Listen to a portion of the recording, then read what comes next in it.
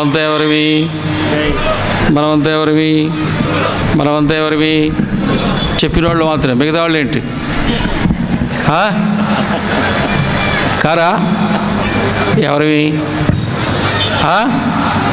అందరూ గట్టిగా, పెద్దగా, ఇంకా పెద్దగా అరవండి, అరవండి, అరవండి, కేకలు పెట్టండి. దేశంలో ఉండే 100 కోట్ల మంది హిందువులను గర్జిస్తే 24 గంటల్లో ఈ దేశంలో ఉండే చాలా సమస్యలు పరిష్కారం అయిపోతాయి. అవునా కాదా? వినడానికి వచ్చారా? దండగా 100 ఏళ్ళ నుంచి ఇంటూనే ఉన్నారు, విన్నదాన్ని చేయడానికి వచ్చారు. అవునా కాదా? కొంచెం జాగ్రత్తగా ఉండండి, మధ్య మధ్యలో చెప్పాల్సి వస్తుంది. ఊరికే కూర్చుందాం అనుకున్నారా?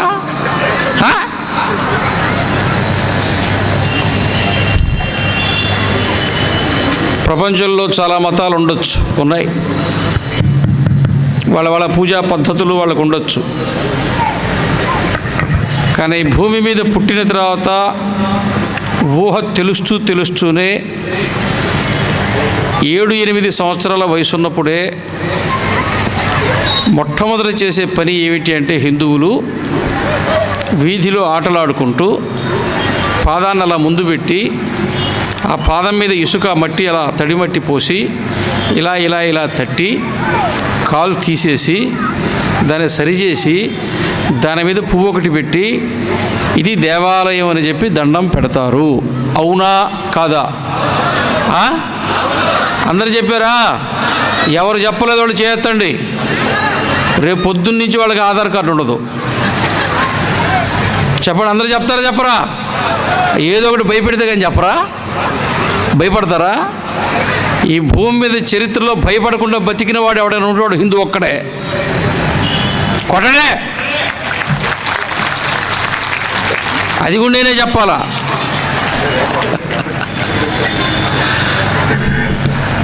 దేవుడు హిందువులకు ఇన్బిల్ట్, దేవుడు హిందువులకు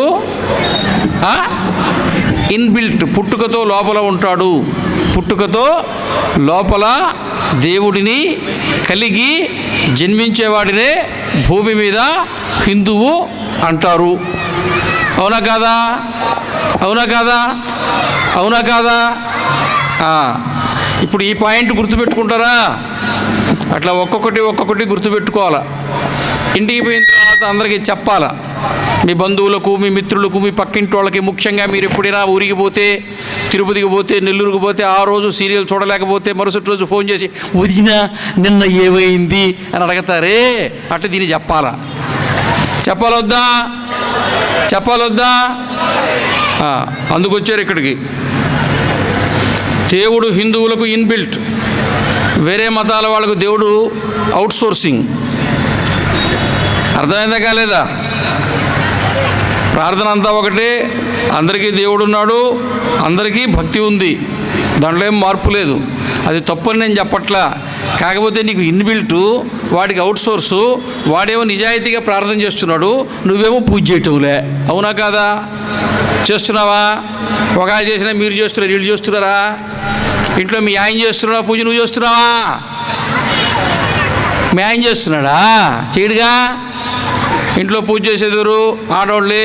గడపకి పసుపు పూసేదెవరు? ఆడవాళ్ళే. బొట్టు పెట్టేదెవరు? ఆడవాళ్ళే. తోరణం కట్టేదెవరు? ఆడవాళ్ళే. పూజ చేసిన తర్వాత నైవేద్యం పెట్టేదెవరు? ఆడవాళ్ళే. కళ్ళుద్దుకొని తినేదెవరు? మగోళ్ళే. అవునా కాదా? వాళ్ళ నిజాయితీకి మీరు చప్పట్లు కొట్టండి. అవునంట. హిందూ ధర్మంలో ఎప్పుడైనా సరే కుడి చేతిలో బొటనవేలు, మధ్యవేలు, ఉంగరపు వేలు 3 పట్టుకుని అక్షతలు కానీ, పువ్వులు కానీ, సమిధులు కానీ, హవిస్సు కానీ, హోమం కానీ, యజ్ఞం కానీ, అర్చన కానీ, పూజ కానీ చేస్తే, ఈ 3 వేళ్లతో పూజ చేస్తున్నావు అంటే నీకు వివాహమే అయి ఉంటే, నీ భార్య నీ పక్కన కూర్చోకపోతే ఆ పూజకు విలువ లేదు. ఇప్పుడు చెప్పండి, మీ ఇంట్లో మీరు పూజ చేయాలా వద్దా? లేదు, మా ఆవిడ చేస్తున్నది. మీ ఆవిడ పూజ చేస్తే ఆ పూజ ఫలము భార్యకు, పిల్లలకే పోతుంది, కానీ నీకు రాదు. అందుకనే నిమ్మ తోట వేసినా, మామిడి తోట వేసినా, అబ్రకం గెనున్నా, పులికాట్లేకులు చేపలేసుకున్నా, ఆక్వాకల్చర్ చేసుకున్నా, స్కాంపీ వేసినా, టైగర్ వేసినా, 10 లక్షలు సంపాదించినా, కంచిపేట చీర ఏమకే, ధర్మచీర చీర ఏమికే, వెంకటగిరి చీర ఏమికే, 10 తులాల బంగారం ఏమికే, నీకు చినిగిపోయిన అంగి, చినిగిపోయిన లుంగి. వాళ్ళు చేసుకున్న పుణ్యం అట్లుంది, నువ్వు చేసుకున్న పుణ్యం ఇట్లుంది. ఇప్పుడు చెప్పండి, దేవుడికి పూజ చేస్తారా చేయరా? చేస్తారా చేయరా? చేస్తారా చేయరా? రేపు పొద్దున వాళ్ళ దేవుడికి పూజ చేయకపోతే రేపు మధ్యాహ్నం భోజనంలే. అప్పుడప్పుడు నగలు కొనికపోతే, ఇల్లు కట్టికపోతే, ఇంకేమన్నా చేయకపోతే, అప్పుడప్పుడు ముగుడి మీద విసవిసలాడుతూ ఏవైనా అలుగుతారే, దేవుడికి పూజ చేయకపోతే ఎప్పుడు అలిగారా?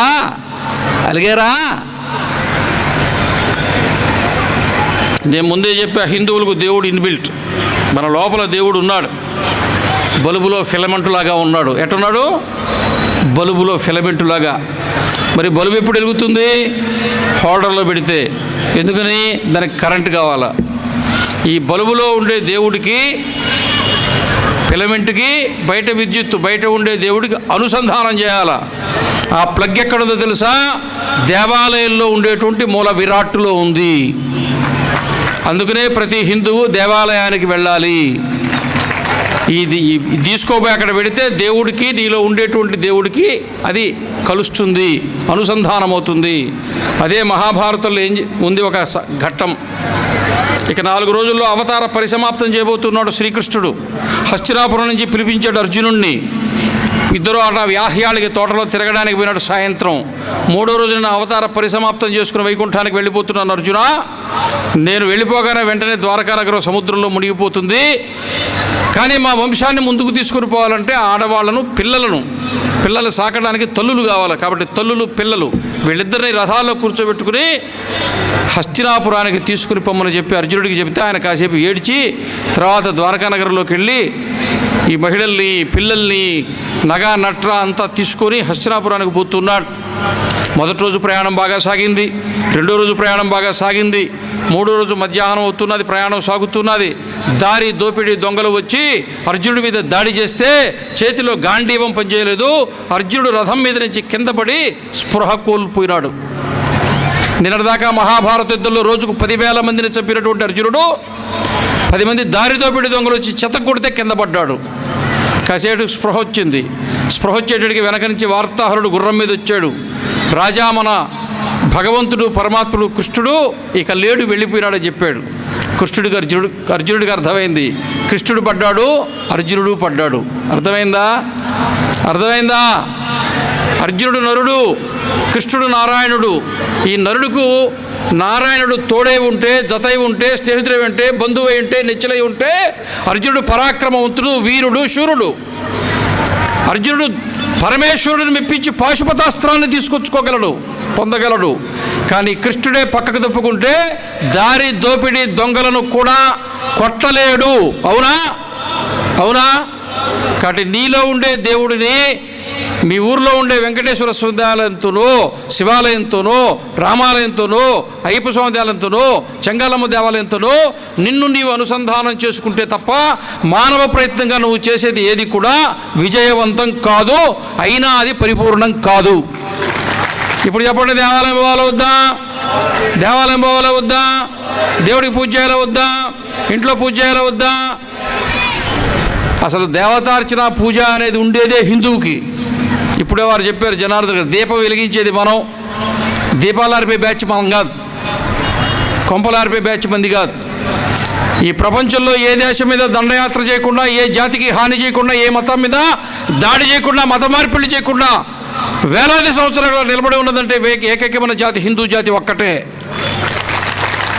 ఇంకెవరికైనా చరిత్ర ఉందా? తలకాయ ఇవ్వకండి, నోరు తెరిచి చెప్పండి.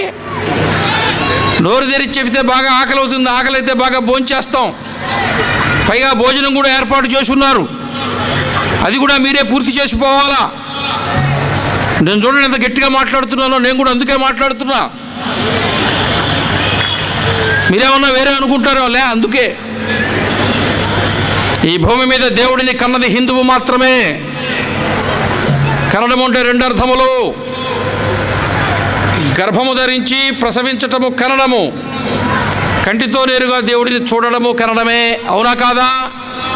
అవునా కాదా? గొంతులు పెగలట్లేదే, అరవట్లేదే. వీళ్ళనేమో పక్కన కూర్చోబెట్టుకున్నాం, కనీసం వాళ్ళతోన్నా మనకు కాస్త ఏదో డిపాజిట్ వస్తున్నది. డిపాజిట్ కూడా పోయిండేది. అవునా? ఈ భూమి మీద దేవుడిని కన్నది హిందువులు మాత్రమే. కనడం అంటే జన్మనివ్వడం. రావణాసురుడిని ఎవరు చంపాలా? మహావిష్ణువు నేరుగా చంపగలడా? కాదు, మనిషిగా రావాలా. మనిషిగా రావాలంటే ఎక్కడ రావాలా? అయోధ్యలో రావాలా. ఎవరికి రావాలా? కౌసల్యామాత గర్భాన పుట్టాలా. నాకు తెలియక అడగతా, పెద్ద మనుషులు ఈ విషయాన్ని సూళ్ళూరుపేటలో తేల్చుకొని పోదామని వచ్చాను. మీరు చెప్పండి, 14 లోకాలు తన గర్భములో కలిగి ఉండే మహావిష్ణువు గొప్పవాడా? 14 లోకాలను కలుపుకుని మహావిష్ణువునే తన గర్భములో 10 మాసాలు మోసి కనిపించిన కౌసల్యామాత గొప్పదా? ఎవరు గొప్ప? ఎవరు గొప్ప? ఎవరు గొప్ప? సూళ్ళూరుపేట ప్రజలు ఎప్పుడైనా వాళ్ళ నిర్ణయం ఖచ్చితంగా మంచి నిర్ణయం తీసుకుంటారు. వాళ్ళ ఓటు సరిగ్గానే వేస్తారు.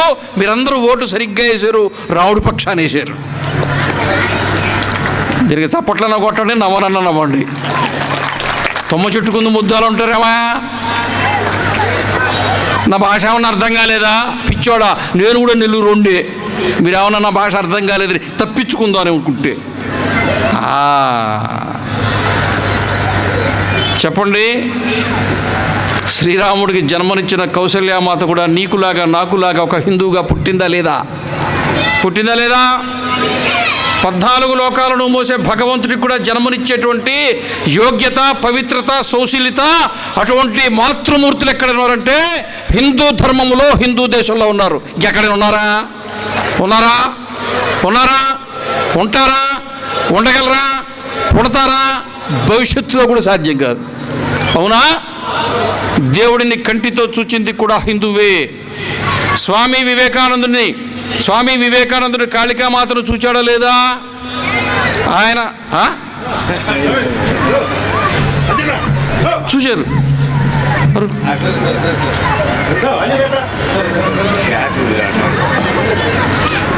స్వామి వివేకానందుడు కాళికామాతను చూచాడా లేదా? స్వామి వివేకానందుడి గురువు రామకృష్ణ పరమహంస వారు స్వామి కాళికామాతను దర్శించుకున్నాడు. 600 సంవత్సరాల క్రితం ఇక్కడ జన్మించినటువంటి అన్నమాచార్యుల వారు వెంకటేశ్వర స్వామిని దర్శించుకున్నారు.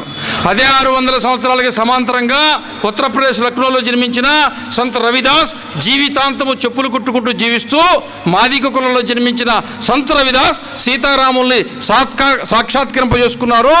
రాజస్థాన్ నుంచి మీరాబాయి పోయి ఆయన దగ్గర శిష్యరికం చేసి ఆధ్యాత్మికమైన జ్ఞానాన్ని పొంది తర్వాత సన్యాసిని తీసుకుని సంత్ మీరాబాయిగా మారిపోయింది. అవునా? అక్కడ ఇక్కడ ఎందుకు, మన పక్కనే తూర్పుగోదావరి జిల్లా అమలాపురం, ఇప్పుడు అంబేద్కర్ కోనసీమ జిల్లా అమలాపురం పక్కన ముమ్మిడివరం గ్రామం ఉంది. ముమ్మిడివరంలో బాలయోగి అని చెప్పి ఒక ఆయన ఉండేవారు. మాలకులంలో జన్మించారు. శివరాత్రి రోజు మాత్రమే బయటకు వచ్చేవారు. 364 రోజులు నేలమాళిగలో ఉండి శివుడిని గురించి తపస్సు చేసేవారు. అక్కడ అగ్రహారీకులైనటువంటి వేద పండితుల బ్రాహ్మణులు కూడా ఆ బాలయోగి గారిని గౌరవించారు, నమస్కరించారు, పూజించారు. తెలుసా? తెలీదా? ఈ దేశంలో, భారతదేశంలో దేవుడిని సాక్షాత్కరింప చేసుకోవడానికి యుగయుగాలుగా కులము అనేటువంటిది ఏనాడు అడ్డంకి కాలేదు. దేవుడిని దర్శించుకున్నారు, సాక్షాత్కరింప చేసుకున్నారు. దేవుడిని కంటితో చూచింది హిందూ ధర్మం ఒక్కటే. ఏం చేయాలి ఇప్పుడు?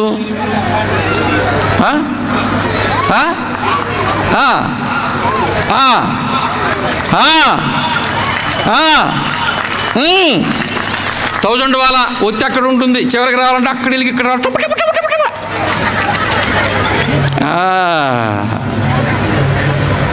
హిందువులం 1000 సంవత్సరాలు యుద్ధం చేసిన జాతి ఇది. యుద్ధం చేసాం. ప్రజలు గొప్పవాళ్ళు, సమాజం గొప్పది, ధర్మం గొప్పది, సంస్కృతి గొప్పది, అన్నీ గొప్పవి. కానీ అప్పుడప్పుడు నిర్ణయం తీసుకునేవాళ్ళు పొరపాటు నిర్ణయాలు తీసుకున్నందువల్ల దేశం నష్టపోయింది. నిర్ణయం తీసుకునే నాయకత్వం దృఢమైనదైతే దేశం నిలబడుతుంది. శివాజీ వయసు 16 ఏళ్ళు, ఔరంగజేబు వయసు 50 ఏళ్ళు. శివాజీ 300 సైన్యం, ఔరంగజేబు సైన్యం 15 లక్షలు. ఇప్పుడు భారతదేశం సైన్యం మొత్తం 13 లక్షలు. మొత్తం భారతదేశ సైన్యం కంటే ఔరంగజేబు సైన్యం పెద్దది. యుద్ధం చేస్తే ఎవరు గెలిచారు? ఛత్రపతి శివాజీ గెలిచాడు. తోరణాదుర్గం మీద ఆకుపచ్చ జెండా దించాడు, కాషాయ జెండా ఎక్కిచ్చాడు. అవునా? అవునా? కృష్ణదేవరాయల గురించి అందరం చెప్పుకుంటున్నాం. ఈ రోజున అక్కడక్కడ విగ్రహాలు కూడా పెడుతున్నారు. శ్రీకృష్ణదేవరాయలు విజయనగరం, హంపి విజయనగర సామ్రాజ్యాన్ని నిర్మాణం చేసి సింహాసనం మీద ఆయన కూర్చున్నప్పుడు వయసంతా 20 ఏళ్ళు, చనిపోయినప్పుడు వయసంతా 40 ఏళ్ళు, ఉండిందంత అధికారంలో 20 ఏళ్ళు. నువ్వు సోమశిల కట్టినా, శ్రీశైలం కట్టినా, నాగార్జున సాగర్ కట్టినా, ఇంకా ఎక్కడ ఏ డ్యామ్ కట్టినా, తెలుగు గంగ కాలువ తవ్వినా, ఆ కాలువలో వచ్చిన నీళ్లు తీసి దాచిపెట్టుకోవాలంటే కృష్ణదేవరాయలు నాడు తవ్వించిన చెరువులే దిక్కు. అవునా కాదా? అవునా? కొత్తగా మనం ఈ దేశంలో కొత్తగా గత 50 ఏళ్లలో చెరువులు కొత్తగా నిర్మించుకునేది తక్కువ. డ్యాములు కట్టుకున్నాం. నాగార్జున సాగర్ కట్టుకున్నాం, శ్రీశైలం కట్టుకున్నాం, సోమశిల కట్టుకున్నాం, పక్కనే ఇంకొక డ్యామ్ కూడా కట్టుకున్నాం, కండలేరు డ్యామ్ కట్టుకున్నాం. అలా కానీ 500 సంవత్సరాల క్రితం శ్రీకృష్ణదేవరాయలు తవ్వించిన చెరువులే దిక్కు. 20 ఏళ్ల పరిపాలనలో అష్టదిగ్గజాలను పోషించాడు. ఆంధ్ర భాషను పైకెత్తి నిలబెట్టాడు. ఎక్కడో హంపీలో ఉండి ఆయన మాతృభాష తుళు, ఆయన పరిపాలించింది కన్నడ రాజ్యం, అందులో మనం భాగం. కృష్ణా జిల్లాలో ఉండేటువంటి శ్రీకాకుళం అనే గ్రామంలో, శ్రీకాకుళం ఆంధ్ర మహావిష్ణువు అనే దేవాలయంలో అక్కడ ఉండేటువంటి ప్రాంగణంలో మంటపంలో కూర్చుని ఆముక్తమాల్యద అనే కావ్యం రాసినందుకే శ్రీకృష్ణదేవరాయలకి ఆంధ్ర భోజుడు అని చెప్పి బిరుదునిచ్చాం. అవునా? సాహితీ సమరాంగణ చక్రవర్తిని బిరుదునది ఆయన ఒక్కడికే. చేతితో గంటము పట్టాడా? అది ఆగదు. చేతిలో కత్తి పట్టుకున్నాడా? వాడడు.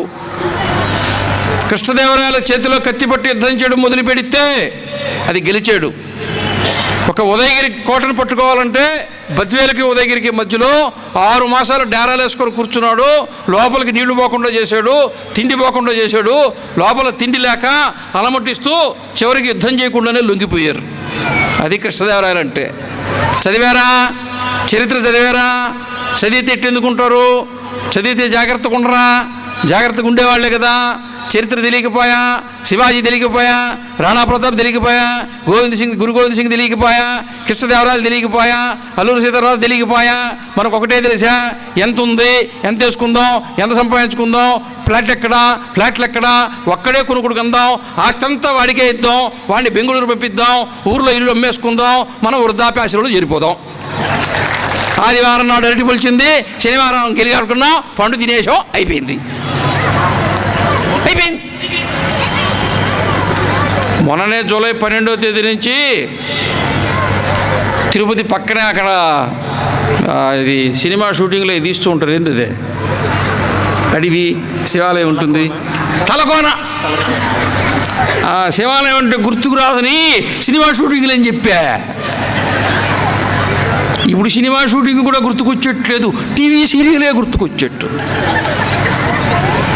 ఆ తలకోన నుంచి ప్రారంభించి 5 మండలాల్లో అట్లా నడుచుకుంటూ పోయినా, గ్రామానికి పోతుని, గుడిగాడు కూర్చుంటుంది, 6-7 మంది వచ్చి కూర్చునే, అందరికీ 70 ఏళ్ళు. స్వామి మా ఊరికి ఎందుకు వచ్చావు అన్నాడు. అదే నాకు అర్థం కావట్లేదని చెప్పా. నా ఎదురుగా యువత ఉంటే, అమ్మాయిలు ఉంటే, అబ్బాయిలు ఉంటే కూర్చోబెట్టి, నాయన మీ భవిష్యత్తుకి ఒక 60 ఏళ్ళు ఉందిరా, ఇట్లా జీవించండిరా, దేశం కోసం బతకండిరా, ధర్మం కోసం బతకండిరా, హిందువులుగా బతకండిరా, దేవాలయాలకు పోండిరా అని చెప్పి ఉండేవాడిని. నాకు 65, వాళ్ళకి 70. వాడు ఎప్పుడు పోతాడో తెలియదు, నేను ఎప్పుడు పోతాడో తెలియదు. ఇప్పుడు మేము ఇద్దరం కూర్చొని ఏం మాట్లాడుకోవాలా? వాళ్ళని అర్థం చేసుకున్నారు, పెద్ద మనుషులకు అనుభవం ఎక్కువ. స్వామి నువ్వేం చెప్పొద్దు కానీ మేము చెప్పేది ఈయనన్నారు. చెప్పండి, మేము చచ్చిపోతే మా ఊరు ఉండదు అన్నారు. ఏం చెప్పారు? మేము చచ్చిపోతే మా ఊరు ఉండదు. నాకు ఒక కొడుకున్నాడా, వాడు ఆస్ట్రేలియాకి పోయాడు. నాకు ఒక అమ్మి ఉంది, అమ్మి కూతురు అమ్మి. ఆ అమ్మి ఏమో అమెరికాకి పోయింది. వాళ్ళిద్దరికి రారు. ఇదిగు అక్కడ కనపడుతుంది మామిడి తోట, మాదే. ఇప్పుడు నేను చచ్చిపోతే ఈ మామిడి తోట ఎవరికెత్తుకుపోతుంది. వాడు రాడు, వీడు వాయా, అది ఎవరిది? అర్థం కాలా? సీన్ అర్థమైందా లేదా? ఒక్కళ్ళ కొడుకునే ఒక్క కూతురునే కన్నా పాపానికి మీరందరూ ఏం చేస్తున్నారో తెలుసా? ప్రతి క్షణము సరిహద్దులో భారతదేశం ప్రపంచ దేశాలతో గెలుస్తూనే ఉన్నాం. అంతర్గతంగా బాధ్యతారహితంగా సంతానాన్ని కనకపోయిన పాపానికి ప్రతి క్షణం భారతదేశం లోపల మీరు ఓడిపోతూ ఉన్నారు. అవునా? ఏరి జనాభా ఊరేది. నువ్వు నగరానికి పో, గ్రామానికి పో, హైదరాబాద్కు పో. మొన్న హైదరాబాద్లో ఎస్పి బాలసుబ్రహ్మణ్యం విగ్రహం పెట్టాలన్నా పెట్టొద్దా? పెట్టబాకండి. పెడితే ఏమి, పెట్టకపోతేమి? సంతోష్ నగర్ కాలనీ 100% హిందువులు, ఇప్పుడు 60% పోయా. మలక్పేట 100% హిందువులు, 70% పోయా. మల్కాజ్గిరిలో కాలనీలు పోయా. నువ్వు అమ్ముకుంటువి, వాడు కొనుక్కునే. అందువల్ల మిషనరీల వల్ల మత మార్పిళ్ళు జరిగాయి. చెన్నై నుంచి కలకత్తాకి, చెన్నై నుంచి ముంబైకి రైల్వే ట్రాక్ వేస్తుంటే ఆ రైల్వే ట్రాక్ పక్కన అటుపక్కన ఇటుపక్కన పని లేక, నిరుద్యోగంతో, తిండి లేక, పేదరికంతో పూరి గుడిసెల్లో ఉండే నాకు చెందినటువంటి నా దళిత సోదరుల పేదరికాన్ని అడ్డు పెట్టుకుని ఆ ట్రాక్కు మట్టి పోయడానికి అప్పుడు బుల్డోజర్లు లేవు, జేసీబీలు లేవు, మిషనరీ లేదు, మాన్యువల్గానే మనుషులే చేయాలి. కాబట్టి వాళ్ళ శ్రమను దోచుకోవడానికి పొద్దున్నే తీసుకొని వచ్చి ప్రార్థనలు చేయించి వాళ్ళందరినీ పని ఇస్తున్నాం కదా, మీకు ఇప్పుడు పూట గడుస్తున్నది కదా అని చెప్పి ఆ విధంగా మతం మార్చారు. కాబట్టి మతం మారారు తప్ప వాళ్ళు వీళ్ళకి ఉపాధి ఇవ్వలేదు, ఉద్యోగం ఇవ్వలేదు, చదువు చెప్పలేదు.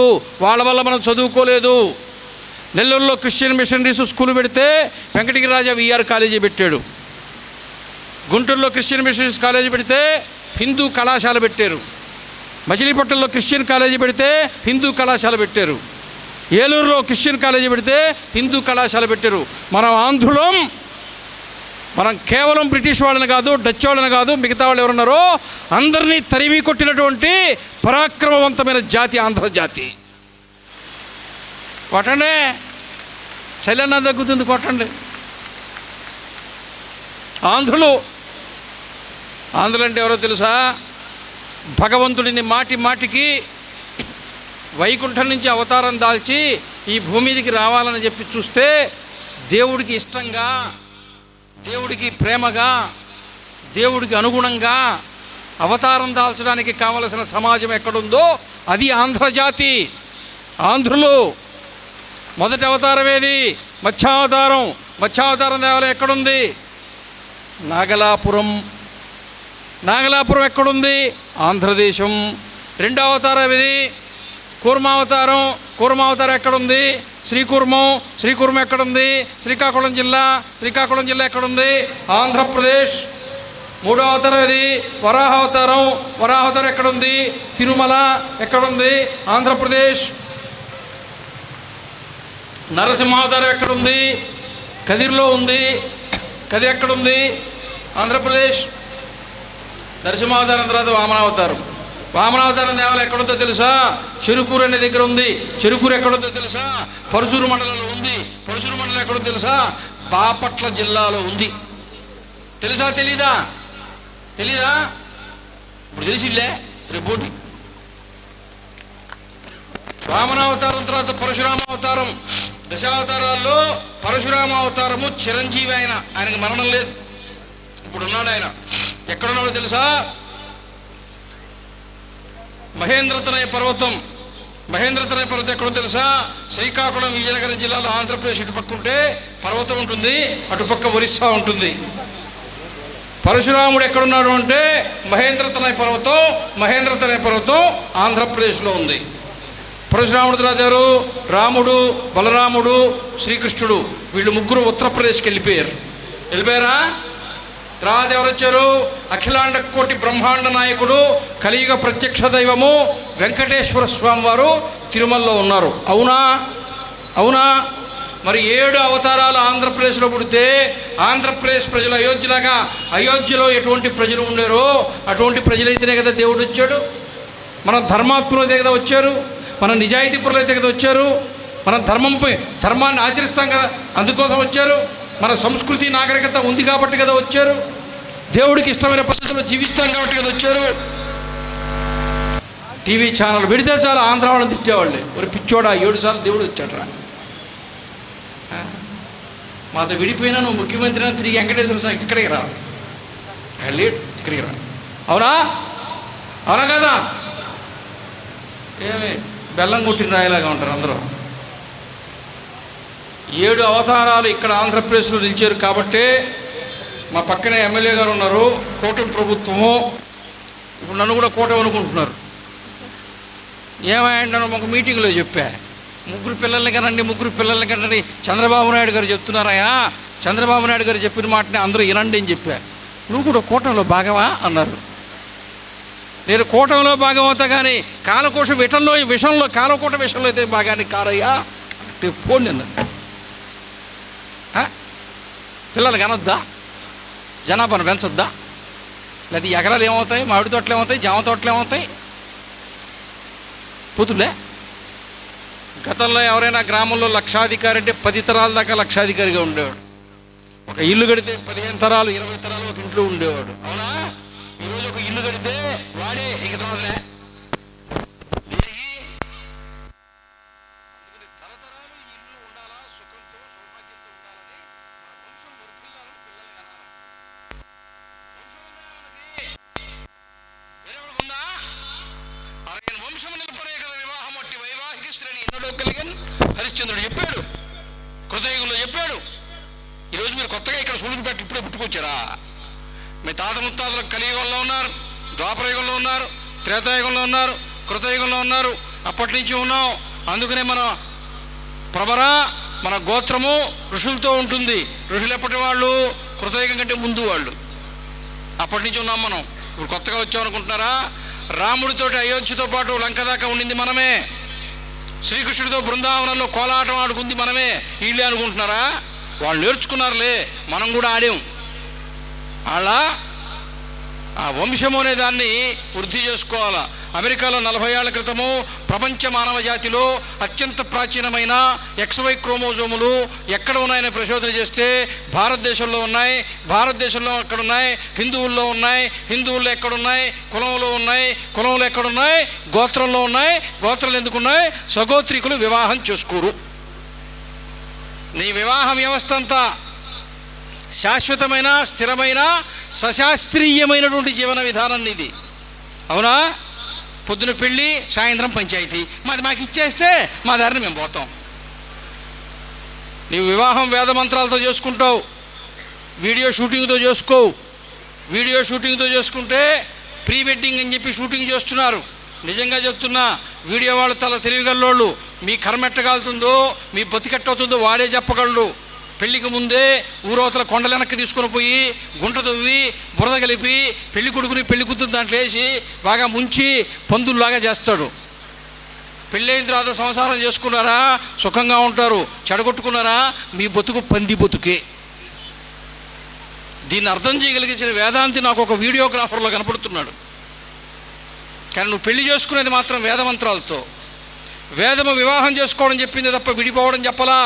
విడాకులు లేవు, డైవోర్సు లేదు. హిందువులకు విడాకులు, డైవోర్సు లేదు. కానీ ప్రపంచంలో ఏ క్రైస్తవ దేశంలో స్థిరమైన వివాహ వ్యవస్థ లేదు. భారతదేశంలో క్రైస్తవులకు మతం మారితే బొట్టు తీసేసా, మెట్టులు తీసేసా, గాజులు తీసేసా, తాళిబొట్టు తీసేసా.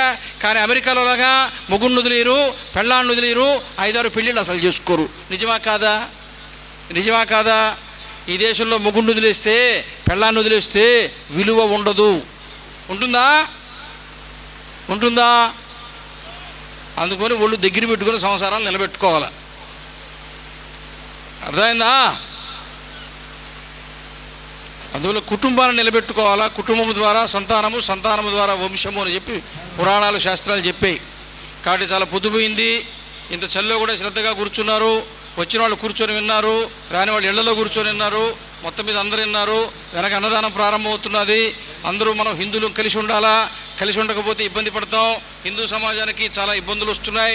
బంగ్లాదేశ్లో చనిపోయినారని, పాకిస్తాన్లో చనిపోయినారని మనం బాధపడుతున్నాం.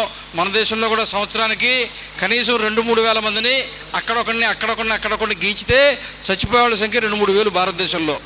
అందువల్ల హిందువులు ఇక్కడ కలిసి ఉండాలా, నిబ్బరంగా ఉండాలా, గట్టిగా ఉండాలా, ధైర్యంగా ఉండాలా. మన ఇంట్లో కూడా కనీసం కర్తవ కర్ర అన్నా ఉండాలా. ఏముండాలా? కర్తవ కర్ర. పొలానికి పోతాం కదా, ఈ గిట్లో నుంచి ఆ గట్టు, ఈ గెనువు నుంచి ఆ గెనువులో బొక్క పోతుంటే, నీళ్లు పోతుంటే ఇట్టని కాలుతో దొక్కతాం కదా, అట్లాంటి కర్రన్న ఉండాలా. పాము వస్తే, తేలు వస్తే, మంట కొప్పు వస్తే అట్లా అనడానికి చేతిలో కర్ర ఉండాలా వద్దా? ఉండాలా వద్దా? ఆడవాళ్ళు చెప్పట్లేదు. మాకేదంతా ఎందుకు, అట్లకాడు చాలంటున్నారు వాళ్ళు. పిడికుడు మిరప్పొడి చేతిలో అట్లకాడు ఉంటే 3వ ప్రపంచ యుద్ధం మేమే గెలుస్తామని చెప్తున్నారు వాళ్ళు. అందువల్ల సమాయత్తంగా ఉండాలా. చివరికి ఒక మాట చెప్పి ఆపేస్తా. ఒక 10 రోజుల క్రితము హైదరాబాదులో ఎంఐఎం ఎమ్మెల్యే ఒక మాట మాట్లాడాడు. మేమే హైదరాబాదులో హిందువులను చంపదలుచుకుంటే మీరు పారిపోవడానికి గల్లీలు కూడా ఉండవు అని మాట్లాడాడు. మాట్లాడాడా లేదా? ఏమైనా సందర్భం ఉందా? నిజంగా చంపొచ్చా? దేశం ఒప్పుకుంటుందా? రాజ్యాంగం ఒప్పుకుంటుందా? ఏమైనా అర్థం ఉందా? సందర్భం, సమయం ఉందా? మాటికి మైక్ ఉందని చెప్పి మీకుండే కొవ్వుని ఈ రకంగా ప్రకటిస్తే సమాజం అంగీకరిస్తుందా? నేను ఇంతసేపు మాట్లాడానే, ఏమన్నా అనాలా? ఆ జనార్దన్ గారు చాగంటి కోటేశ్వరరావు 20 ఏళ్ళ నుంచి మాట్లాడుతున్నారు. వేరే మతాన్ని ఏమైనా అన్నారా? సామవేద షణ్ముఖ శర్మ గారు మాట ఏమైనా అన్నారా? మేము ఎవరిని అనకపోతుంది. జై శ్రీరామ్, జై శ్రీరామ్, జై శ్రీరామ్, భారత్ మాతకి, భారత్ మాతకి.